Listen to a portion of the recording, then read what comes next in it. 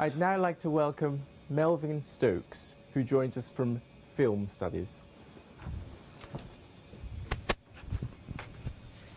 going to talk about miscegenation in Hollywood film. Most of the discussion dealing with Barack Obama in terms of race is centered on the fact he's the first African American to become president of the United States. But it's also important to remember that when he was born in Hawaii in 1961, of a white mother and a black father, many American states still banned marriages between people of different races. There were still 22 American states that forbade interracial marriage in 1961. In 16 of these states, predominantly in the South, this prohibition lasted until 1967.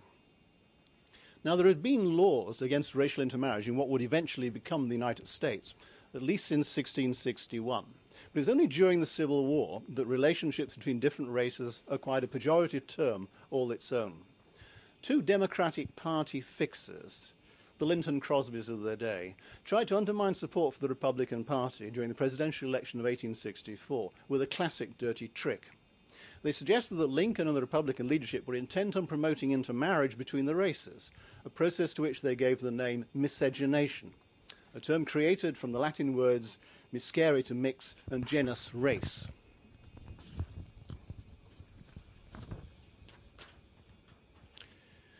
Most cinema historians date the emergence of American cinema from a successful screening in New York City in April 1896. The early films were usually very short, but by the beginning of the 20th century, a number were beginning to play with the salacious potential of black-white sexual contact. In Edwin S. Porter's What Happened in the Tunnel, released in 1903, for example, a white man persistently flirts with a white woman in a train compartment. She and her black maid change places when the train enters a tunnel, and in the dark, the man accidentally kisses the black woman. After this first ever interracial screen kiss, there were a series of similar films, The Misdirected Kiss and A Kiss in the Dark, both in 1904, and Under the Old Apple Tree in 1907. These racial jokes on film petered out at the end of the first decade of the 20th century. American cinema is often represented, almost always in complex and mediated ways, frustrations and tensions within the wider society, or more precisely, the anxieties of the dominant section of that society, native-born whites. By the 1900s, this group was becoming increasingly concerned by the convergence of three major movements of population. The first of them, of course, beginning after Reconstruction, after the Civil War, is the movement of African Americans from the rural South to find jobs in northern and western industrial cities. The second movement, much smaller, is the movement of Japanese immigrants into California, perhaps 100,000 people in all. That prompts a lot of nativist sentiment, a lot of anti-Japanese feeling. And the third and largest movement of all is the immigration of so-called new immigrants from southern and eastern Europe, replacing, many millions of them replacing the immigrants who traditionally come from northern and western Europe.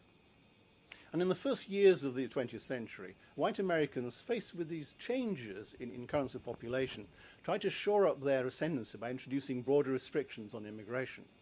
They also tried to preserve what once some defined as the purity of the white race by passing new laws against miscegenation. The release in 1915 of a film directed by David W. Griffith and eventually entitled The Birth of a Nation both reflected and shaped these concerns over racial intermingling. It had its origins in the work of a man called Thomas Dixon, Jr. Born in North Carolina at the end of the Civil War, Dixon had studied at Johns Hopkins University in Baltimore, where historian Herbert Baxter Adams taught that white Americans were descended from pure libertarian and democratic Anglo-Saxons. Dixon then pursued a dizzying variety of careers in turn: lawyer, politician, minister, and lecturer.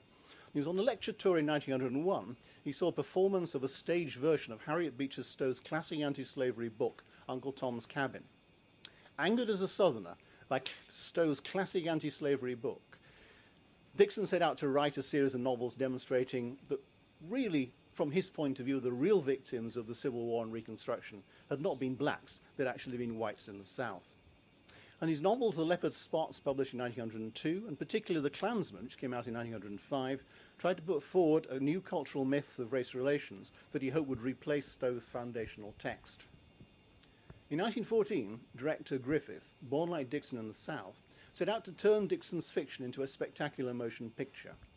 Lasting over 3 hours, making it the longest American film to that point, The Birth of a Nation told the story of how blacks had been content under the benevolent care of Southern slave owners.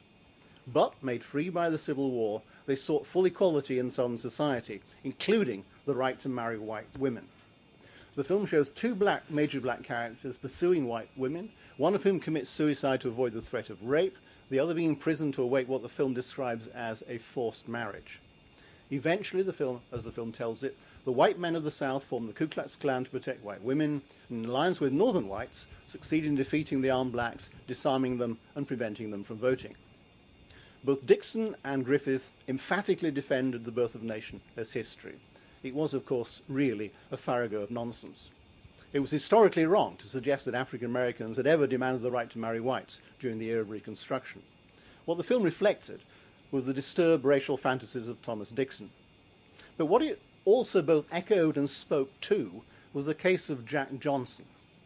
Johnson had become the first black boxer to win the heavyweight championship of the world in 1908.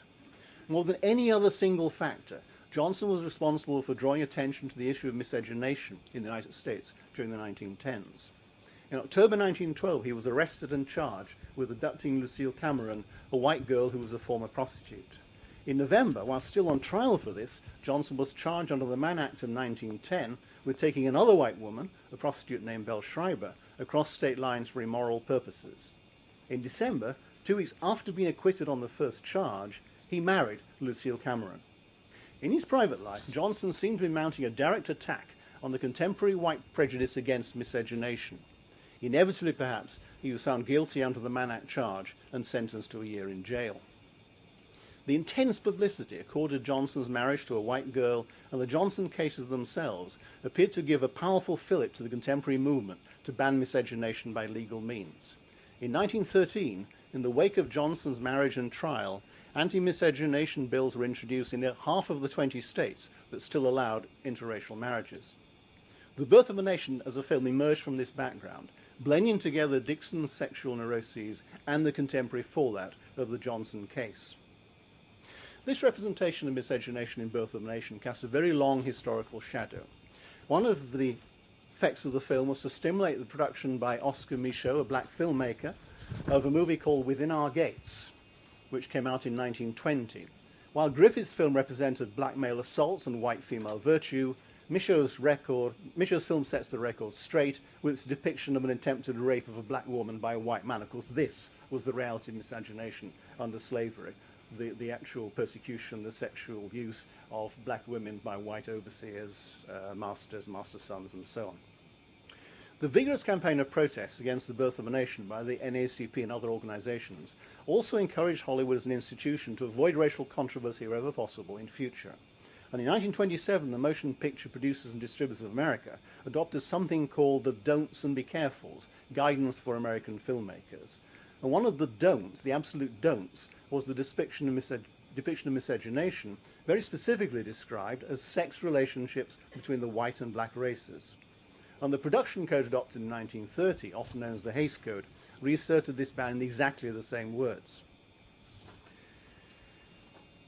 Now, that ban on miscegenation would be revoked only in 1956. In the years that followed, there's a cycle of new miscegenation films that may be trying to compete with television, try to be as titillating as they possibly could, but at the same time, they have to work within the limits of American opinion at the time. And for example, as late as April 1965, a Gallup poll found that 48% of all Americans nationwide approved of laws defining interracial marriage as a crime.